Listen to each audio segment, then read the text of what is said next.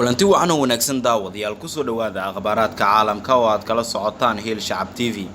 fadlan haddii aad nagu cusub tahay subscribe saar gambaleelkana furo si aad u noqoto qofka ugu horeeya ee helaya macluumaadka saxda ah ee sida joogtada ah aan idinkugu soo gudbino.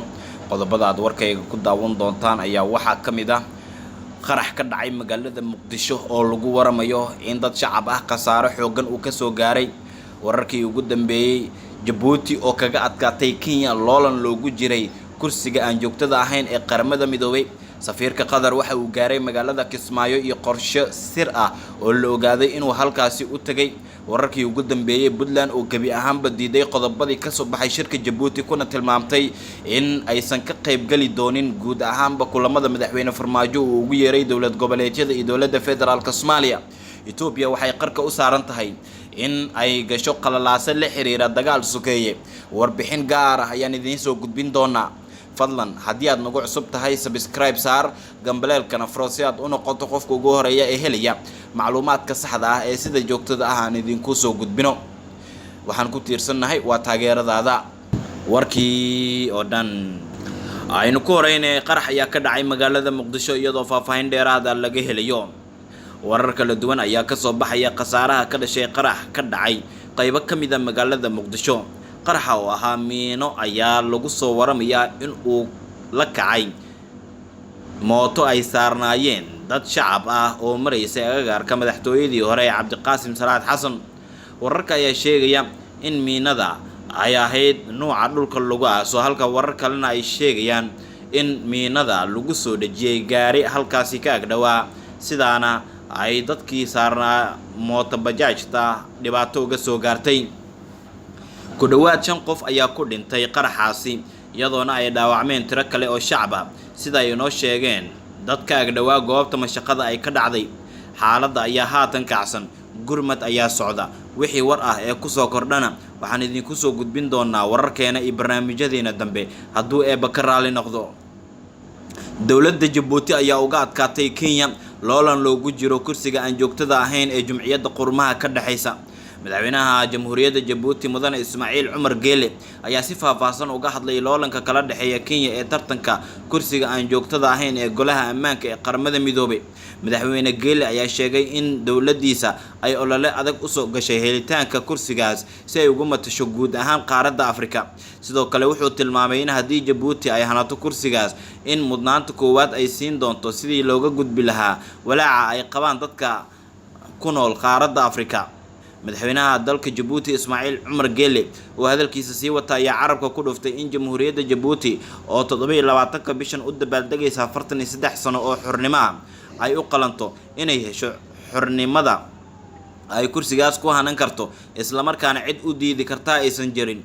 tani waxay ahayd olole aad u adag. waxaan soo dhageysanay oo aan diyaarsanay waxyaabaha aad mudnaanta siinaysaan ee danaha idin ah ee aad ka walaacsan tihiin ee aragtiyaha aad ka qabtaan dunida dhibka badan. 27 bishan Juun waxaan u dabaaldegi doonaa 43 sano oo xornimo ah. waa 43 sano oo ay Djibouti ku caanbaxday nabad iyo dulqaad, ayuu yiri madaxweyne Geele. ugu dambeyn wuxuu tilmaamay in Djibouti ay door weyn ka qaadatay dadaalada nabadda ee gobolka. wuxuu tusaale u soo qaatay shirka wadahadallada madaxda Soomaaliya iyo Somaliland oo dhowaan isugu tagay gudaha dalkaasi. hadalkan ayaa ku soo aadaya iyadoo shalay Kenya iyo Djibouti ay ku kala bixi waayeen codbixintii ka dhacday xarunta qaramada midoobay ee loolanka labadaas dal ay ugu jireen helitaanka kursi aan joogto ahayn oo ka mid ah 15 kursi ee golaha ammaanka ee qaramada midoobay. doorashadaas ayaa waxaa Kenya ay heshay 113 cod halka Djibouti ay heshay 78 cod. taasi oo macnaheedu yahay in maanta mar kale loogu balansan yahay in la galo kursi kale oo loo tartamayo, isla markaana dowladda Djibouti waxa ay culays ka saaraysaa sidii ay u hanan lahayd. wafdi ka socda dowladda Qatar oo uu hogaaminayo safiirka dowladda Qatar ayaa gaaray caasimadda ku meel gaarka ah ee Jubbaland ee Kismaayo. safiirka dowladda Qatar u fadhiya magaalada Muqdisho Xasan Xamza Asad iyo wafdi uu hogaaminayo ayaa saakay gaaray magaalada Kismaayo ee xarunta ku meel gaarka ah dowlad goboleedka Jubbaland.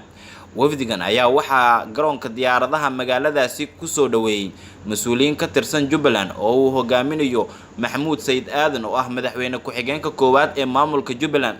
wararka ayaa sheegaya in si aad ah loo adkeeyay amniga Kismaayo iyadoo ciidamo dheeraad ah la dhigay wadooyinka qaar ee muhiimka ah. ujeedka socdaalka wafdigan ayaa la xiriira sidii ay xarig uga jari lahaayeen mashaariic horumarineed oo ay qadar ka fulinayso halkaasi. sidoo kale waxaa la filayaa in kulan gaar ah ay qaataan safiirka iyo qaar ka tirsan madaxda dowlad goboleedka Jubbaland, iyadoo Jubbaland ay muddooyinkii ugu dambeeyay xiisad siyaasadeed kala dhaxaysay dowladda federaalka Soomaaliya. dhawaana dowladda ay aqoonsi siisay madaxweyne Axmed Maxamed Islaam Axmed Madoobe, kaasi oo ahaa madaxweyne ku meel gaar ah oo muddo 2 sano ah uu xilka haynayo. uu Axmed Madoobe iska diiday tallaabadaas ayaa haddana dowladda Qatar oo saaxiib dhow la ah dowladda federaalka Soomaaliya waxaan la ogaan karin doorka ay ka qaadan karto isku soo dhaweynta dowladda federaalka Soomaaliya iyo maamulka Jubbaland. dowladda Itoobiya ayaa qarka u saaran in ay gasho qalalaase la xiriira dagaal sokeeye, iyadoo arrintaas digniin culus laga soo saaray. xiisada u dhaxaysa Amxaarada iyo Tigrayga oo ah labada gobol ee ugu awoodda badan Itoobiya ayaa sii kordhaysa kadib markii waddanka uu doorashooyinkii u dhigay dib muddo sanad ah, sida ay soo xigatay hay-adda caalamiga ee xasaaradaha adduunka International Crisis Group ICJ. gobolka waqooyi ee Tigrayga oo ku dhawaad 30 sano dalka xukumayay ayaa waxaa gees u riixay dowladda federaalka ah ee fadhigeedu yahay magaalada Addis Ababa, taasi oo kordhisay khatarta ah in dagaal military ka dhaco waqooyiga. labada gobol waxay wadaagaan xuduud waxayna isku khilaafsan yihiin xilliga la qabanayo doorashooyinka federaalka iyo sida loo qabanayo. tartanka u dhaxeeya qoomiyadaha Itoobiya iyo xisbiyada siyaasadda oo batay ayaa calaamad u noqday dowladda Ra'iisul Wasaare Abiy Ahmed in culaysyo ay wajahayso, sababtoo ah waxa uu damaanad qaaday xorriyad weyn oo bulsho iyo mid siyaasadeed. laakiin warbixintan hay-adda caalamiga ah ee xasaradaha waxay ku sheegaysaa in muranka u dhaxeeya Amxaarada iyo Tigrayga uu yahay kii ugu qaraaraa oo ay horisay qoomiyadnimada labada gobol.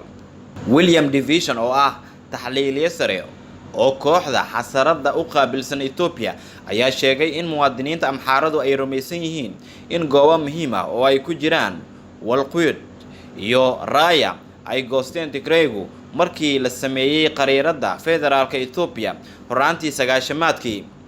dhibaatada muddo 10 sano ah ayay soo jirtay, ayuu yiri Division. waxay qaraxday oo ay sii xoogeysatay intii ay socdeen mudaaharaadkii dowladda looga soo horjeeday ee 2016 ilaa 2018.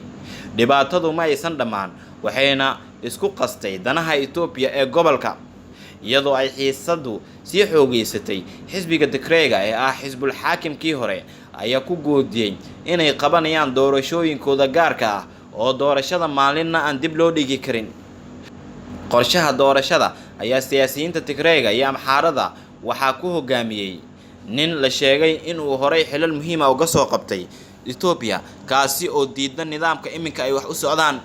haddii Itoobiya ay gasho qalalaase la xiriira dagaal sokeeye, waxa ay noqonaysaa dhibaato kale oo gobolka ku soo korortay, waxaana laga digayaa in Itoobiya ay iminka dagaaladaas sii xoojiso, iyadoo la ogsoon yahay inay jiraan caqabado badan oo iminka ka jira qaar ka mid ah dalalka ku hareeraysan Itoobiya oo la xiriira arrimaha dagaalka sokeeye ee wadamadaasi ka dhex taagan.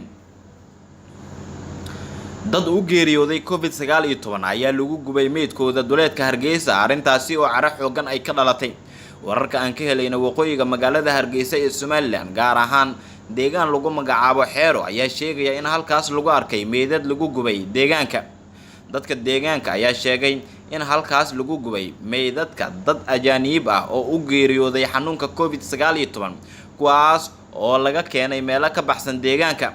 dadka ku nool deegaanka Xeero ayaa guddiga xakameynta iyo kahortagga COVID-19 si adag ugu dhaleeceeyay in ay ku guuldareysteen wax ka qabashada arrintaas oo ay sheegeen in khatar deegaanka ay ku abuureyso. halka lagu gubay meydadkaas ayaa ah dog xilliyada roobka ay biyuhu maraan, kuwaas oo gudaha u gala magaalada caasimadda ah ee Hargeysa, sida ay sheegeen dadka deegaankaas oo warbaahinta la hadlay.